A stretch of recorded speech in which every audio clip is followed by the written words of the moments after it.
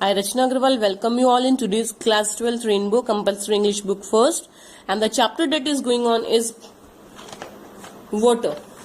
And we have studied in our previous class till here destructive power. तक हम लोगों ने इस chapter को read and understand किया था. Before this paragraph of beginning the new paragraph, I would like to repeat a bit summary of this paragraph. कि C.V. Raman has written this chapter, and in this chapter, water, C.V. Raman has emphasized the importance and role of water in the sustainability, growth, and existence of human beings and the related areas of life. And in particularly this paragraph, writer has described the existence of water stream or pond, which makes the sight pleasant. The cattle quench their thirst from the water stored in ponds or draining in streams. And he has also told us that water adds beauty to the countryside water in streams or ponds. The process of water flow can also play a destructive role by soil erosion. If the soil erosion is not attempted to be addressed to, it can lead to formation of deep gullies and ravines, which makes the agriculture production impossible. The need of the hour is to check the flow of water, as it may assume serious consequences if allowed to go. Now let us begin this chapter. From this paragraph we are starting today. Water is the basis of life. Every animal and every plant contains a sustainable proportion of free or combined water in its body, and no kind of physiological activity is possible in which the fluid does not play an essential part. Water is of course necessary for animal life, while moisture in the soil is equally imperative for the life and growth of plants and trees, through the quantity necessarily varies enormously with the species. The conservation and utilization of water is thus fundamental for human welfare. Apart from artesian water, the ultimate source in all cases is rain or snowfall. Much of Indian agriculture depends on seasonal rainfall and is therefore very sensitive to any failure or irregularity of the same. The problem of soil erosion and of inadequate or irregular rainfall are closely connected with each other. It is clear that the adoption of techniques preventing soil erosion would also help to conserve and keep the water where it is wanted. In other words, on and in the soil, and such techniques therefore serve a double purpose. It is evident, however, that in a country having only seasonal rainfall, an immense quantity of rainwater must necessarily run off the ground. The collection and utilization of this water is therefore of vital importance. Much of it flows down into the streams and rivers and ultimately finds its way to the sea. Incredibly, large quantities of the precious fluid are thus lost to the country. This was a quiet reading. Now let us first understand a few meaning of this paragraph. And the first word, that is substantial जो word है, it means in a large quantity. What substantial means bhari, या we can say it very considerable. Then comes the word proportion. Proportion means like as a ratio, we can say the quantity or the ratio. Then comes the word physiological. Physiological means related to body, शारीरिक जो activities होती हैं. Then comes essential. Essential means very important, महत्वपूर्ण जो होता है.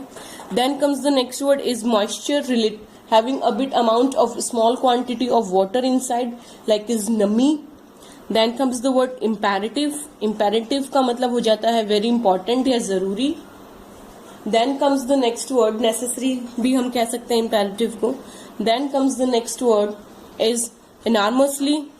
Enormously का क्या मतलब होता है बच्चों? Enormously मतलब होता है कि भारी रूप से. Enormously means a lot of या very much. And the next word is conservation. Conservation means protection. Then utilization means proper use. Then comes the next one word is fundamental. Fundamental means of basic value, या हम कह सकते हैं कि बहुत जो ज़रूरी चीज़ होती है वो ज़रूरी चीज़.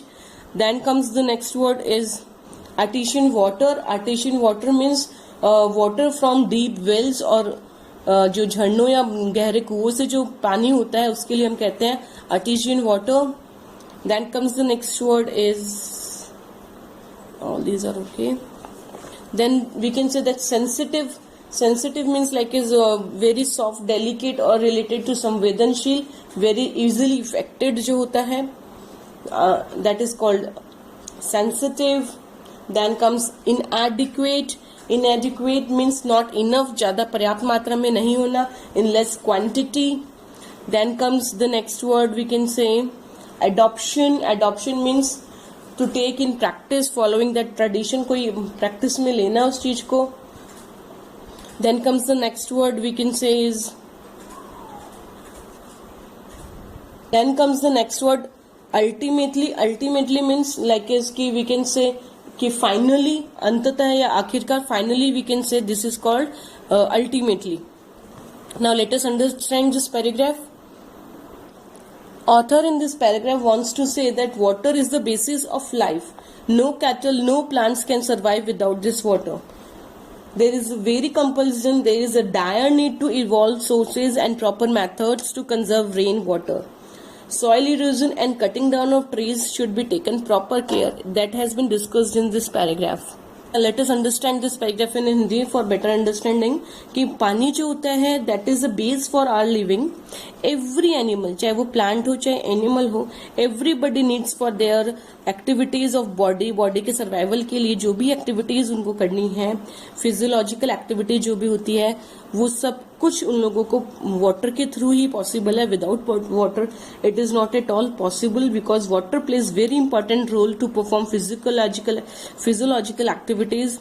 सो इट बिकम्स वेरी इंपॉर्टेंट कि हम वाटर को इसकी इंपॉर्टेंस को समझें.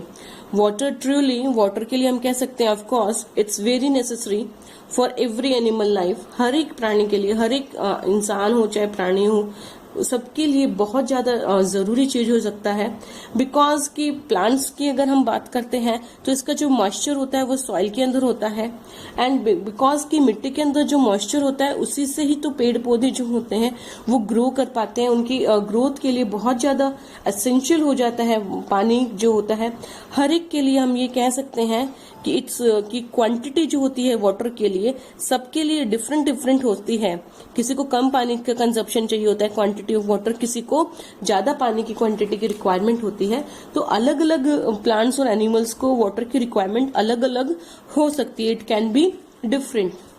सो we need to conserve water. इसलिए हम लोगों को पानी को तो कंजर्व करना ही है, और इसका जो यूज है, यूटिलाइजेशन है, वो भी हमें प्रॉपर तरीके से करना है, सही तरीके से करना है. जैसे कि जो भी इसमें बताया गया है कि आर्टिशियन वाटर है, जैसे गहरे कुएं वगैरह का पानी जो है, या झीलों का, झरनों का जो पानी है, जो नेचुरल वाटर सोर्सेज हैं, वो नहीं से हम लोगों को, झरनों के से ही हमें पानी जो मिलता है, इन सभी को हमें कंजर्व करना होगा, क्योंकि यही हमारे लिए सोर्स ऑफ वाटर होते हैं. और जो इंडियन एग्रीकल्चर है, much of the Indian agriculture depends on seasonal rainfall. जो भारत का जो एग्रीकल्चर है वो कम्प्लीटली डिपेंडेंट ऑन जो सीजन में होती है बारिश जो होती है, जिसको हम लोग मानसून कहते हैं, उसके ऊपर डिपेंडेंट होता है. तो अगर ये जो वो साइकिल है, वाटर साइकिल जो है, मानसून जो अगर टाइम पे नहीं होगा तो हम लोगों को इसका बहुत नेगेटिव प्रभाव या इफेक्ट हम लोग कह सकते हैं कि हो सकता है. अगर फेलियर हो जाता है मानसून का, इरेगुलरिटी हो जाती है, तो एग्रीकल्चर पे इसका बहुत ज्यादा नेगेटिव इफेक्ट होता है. जो सॉइल इरोजन का प्रॉब्लम है, जिसको हम लोग मिट्टी का कटाव हिंदी में कहते हैं, तो वो भी एक बहुत बड़ी समस्या है. और इरेगुलरिटी ऑफ रेन, ये जो दो प्रॉब्लम्स हैं, सॉइल इरोजन और इरेगुलर रेनफॉल, ये दोनों एक दूसरे से बहुत ज्यादा क्लोजली कनेक्टेड है, इंटर रिलेटेड है, घनिष्ठ रूप से जुड़ी हुई होती हैं. सो हमें ये चीज को समझना होगा. तो it is clear that the adoption of techniques, इस बात से ये तो श्योर हो गया है कि हमें ऐसे टेक्निक्स को अपनाना होगा which can prevent soil erosion, जिनसे सॉइल इरोजन को रोका जा सकता है अपना, और and help to conserve and keep the water where it is wanted. और जो भी हमारा वाटर है उसको हम संरक्षित, प्रोटेक्टेड, सेफ रख सकते हैं। और जहां रिक्वायरमेंट है, वेयर इट इज वांटेड, और वाटर को सेव रख करके हम लोग जहां इसकी रिक्वायरमेंट है वहां इसको पहुंचा सकते हैं। या हम कह सकते हैं कि मिट्टी के अंदर या मिट्टी के ऊपर भी हम पानी को रोकने की कोई टेक्निक को अपनाएं, ताकि जो पानी का जो डबल पर्पस है वो हम लोगों को सर्व हो सके। डबल पर्पस जो है पानी का वो सर्व हो सके। बट इट इज एविडेंट, ये क्लियर है। एविडेंट का मतलब पहले ही आपके एपिसोड में भी मैंने बताया, एविडेंट मीन्स क्लियर। सो ये क्लियर हो जाता है कि ऐसे कंट्रीज जहां पे सिर्फ और सिर्फ सीजनल रेनफॉल जो होती है वो बहुत बड़ा इंपॉर्टेंट रोल प्ले करती है एग्रीकल्चर के लिए।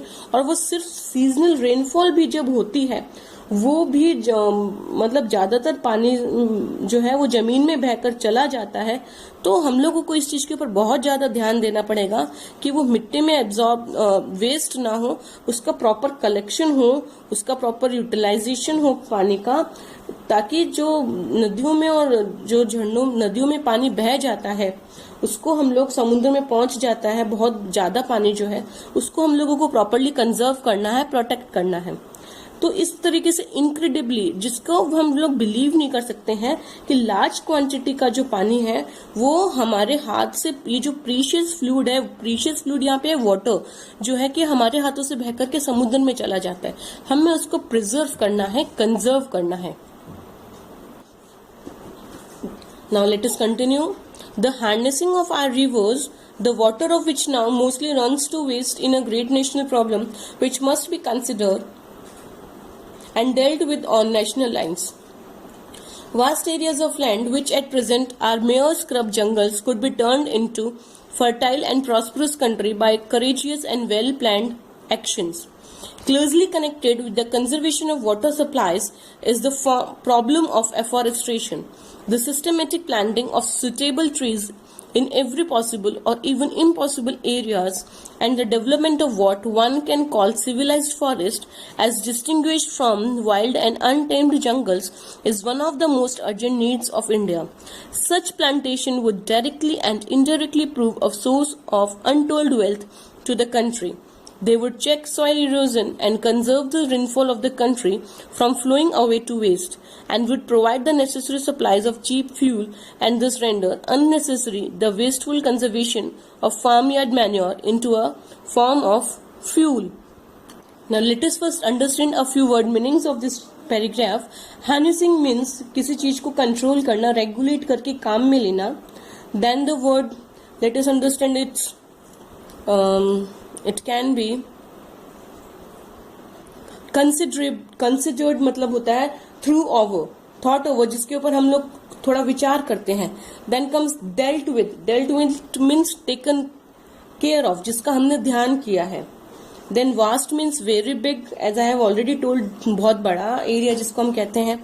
Then comes that scrub means होता है जो छोटे छोटे जंगली झाड़ियां जो होती हैं उनके लिए ये यूज हुआ है वर्ड. झाड़ियों के लिए, जो पेड़ पौधे जो झाड़ियों के काटिले होते हैं उनके लिए हम स्क्रब टर्म यूज करते हैं. Then comes, as you know, it's fertile. Fertile का मतलब तो उपजाऊ होता है, having good quality of soil. Then comes word afforestation. Afforestation का मतलब होता है कि ज्यादा से ज्यादा पेड़ उगाना, planting more and more trees, afforestation हो गया. Then comes the next word is systematic. किसी भी काम को सिस्टमैटिक करने को हम लोग कहते हैं सही तरीके से करना, जो कहते हैं हम systematic, under a proper system. Then comes the term, so systematic means under a system. Then we have done that distinguished means different in a good way. Then the next word is difficult word is untamed का मतलब होता है uncontrolled, जिसको control नहीं किया जा सकता है. Then comes the next word is urgent, मतलब बहुत जरूरी, necessary we can say. Then comes the next word is plantations. Plantation मतलब पौधे लगाना, that is called planting of trees. Untold means जो नहीं बताई हुई हो या फिर बहुत इंपॉर्टेंट थिंग, जो अनटोल्ड वेल्थ यहाँ पे है जिसका इम्पोर्टेंस बताया तक नहीं जा सके. इट्स टू ग्रेट, यहाँ पे इसका मतलब टू मच या ग्रेट से है. Then comes the next word is provide. Provide का मतलब कुछ देने से होता है, टू प्रोवाइड सम इन्फॉर्मेशन, जैसे हम कहते हैं provide means to give. Then comes the word supplies. Supplies का मतलब होता है टू मेक अवेलेबल थिंग्स, किसी सामान की पूर्ति करना। Then comes the next word is cheap. Cheap मतलब लो कॉस्ट, जैसे कि सस्ता। Then comes the next word is render. Render means to give something, to provide services जैसे होता है वैसे रेंडर टर्म होता है, to give. Then the word is wasteful. Wasteful means जो वेस्ट होता है, that causes waste. Then conservation, then it is conversion. Conversion मतलब होता है, कंजर्वेशन अलग टर्म होता है और ये कन्वर्जन है।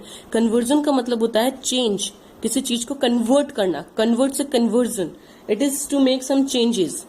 फार्मयार्ड। फार्मयार्ड मीन्स होता है field for cultivation. Manure. Manure मतलब होता है खाद। जिस फार्मयार्ड मतलब होता है जिस खेत के अंदर खेती की जाती है, फील्ड फॉर कल्टीवेशन। मैन्योर मतलब होता है खाद, कंपोस्ट जिसको हम कहते हैं। Then the next word is form. Form का मतलब होता है type. Then the word fuel. Fuel का मतलब ऐसा कोई ईंधन जिसे हम कहते हैं, जिसको हम लोग, ऐसा कोई भी मटेरियल जिसको हम हीट करते हैं या जलाते हैं तो उससे की पावर मिलती है या एनर्जी, या फ्यूल को बर्न करने से, जैसे लकड़ी को जलाते हैं, ईंधन को हम जलाते हैं तो हमें आग मिलती है और उस आग के ऊपर हम खाना पकाते हैं। इस पैराग्राफ की अभी रीडिंग हो गई है, वर्ड मीनिंग्स हो गए हैं। तो सीवी रमन हमें क्या कहना चाहते हैं कि ये जो रिवर्स होती हैं, इनका जो ज्यादातर पानी जो होता है वो फ्लो अवे हो जाता है, काम में नहीं ले पाते हैं हम लोग, व्यर्थ हो जाता है, वेस्ट हो जाता है। एंड दैट हैज बिकम एक बहुत बड़ा प्रॉब्लम हो जाता है, ग्रेट नेशनल प्रॉब्लम हो जाती है, जिसके बारे में हमें नेशनल लेवल के ऊपर कुछ गाइडलाइंस बनानी चाहिए, दैट शुड बी कंसिडर्ड। इसके बारे में हमें कंसिडरेबल टाइम देना चाहिए, सोचना चाहिए, and it should be dealt with. इसको हमें सॉल्व करना चाहिए। जो भी वास्ट एरिया ऑफ लैंड है, जो भी जमीन का जो इतना बड़ा एरिया है जिसके अंदर बहुत बड़े बड़े सिर्फ जंगल ही हैं, और जंगल में भी सिर्फ झाड़ियों के जंगल हैं, उनको हमें वेल प्लान करना चाहिए और उनको हमें एक फर्टाइल लैंड के अंदर और एक समृद्ध प्रॉस्परस एरिया के अंदर हमें उसको कन्वर्ट किया जा सकता है, ताकि वाटर जो है वो मिट्टी सोख सके, एब्जॉर्ब कर सके, पानी का फ्लो डाउन नहीं हो सके। तो ये जो स्क्रब जंगल्स होते हैं इनको वेल प्लान करने चाहिए। उनको हम लोगों को ऐसे एक्टिविटीज को प्लान करना चाहिए कि इन जंगल के जो झाड़ियों के जो जंगल है उनको हम लोगों को एक फर्टाइल और एक प्रॉस्परस एरिया में उसको हम बदल सकें। Closely connected with the conservation of water supplies. यहाँ सीवी रमन हमें ऐसे कहना चाह रहे हैं कि जो जल की जो भी रिक्वायरमेंट होती है, वाटर की जो होती है, उसके जो वाटर को कंजर्व करने का जो सबसे इम्पोर्टेंट पॉइंट है वो है एफोरेस्टेशन। अगर हम पेड़ पौधे अच्छे खूब क्वांटिटी में लगाएंगे तो वाटर का जो प्रॉब्लम है कंजर्वेशन का वो काफी हद तक सॉल्व हो जाता है। द सिस्टमेटिक प्लानिंग अगर हम लोग करते हैं तो भी हम लोग योजनाबद्ध प्रॉपर तरीके से अगर हम प्लान करके जंगलों को लगाते हैं, जो बेलगाम और अव्यवस्थित जो जंगल है, अनटेम्ड जो जंगल्स हैं, अगर उन लोगों को हम लोग जंगल कहते हैं तो हम लोगों को मैनेज करना होगा, प्लान्ड तरीके से हमें जो है एफोरेस्ट्रेशन करना होगा। तभी हम लोग कह सकते हैं कि जो अर्जेंट नीड है भारत की वो यही है कि हमें डिस्टिंग्विशन करना है कि वेल प्लान्ड फॉरेस्ट कौन से हैं और अनटेम्ड वाइल्ड जंगल्स कौन से हैं।